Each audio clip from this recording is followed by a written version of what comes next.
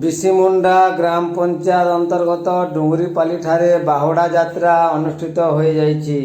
ଯାତ୍ରାରେ ନାମ ସଂକୀର୍ତ୍ତନ ହୁଳହୁଳି ଓ ଘଣ୍ଟ ଶବ୍ଦରେ ପ୍ରକମ୍ପିତ ହୋଇଉଠିଛି।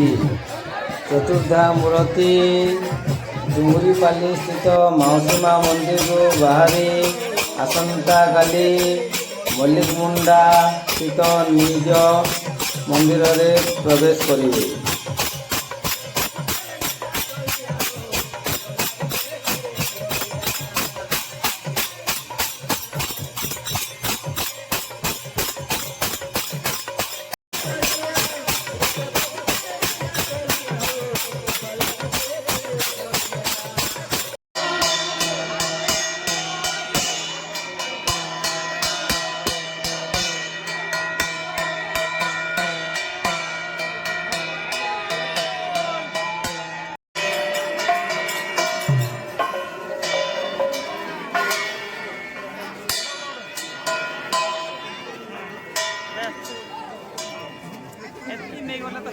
जय जगन्नाथ जय जगन्नाथ जय जगन्नाथ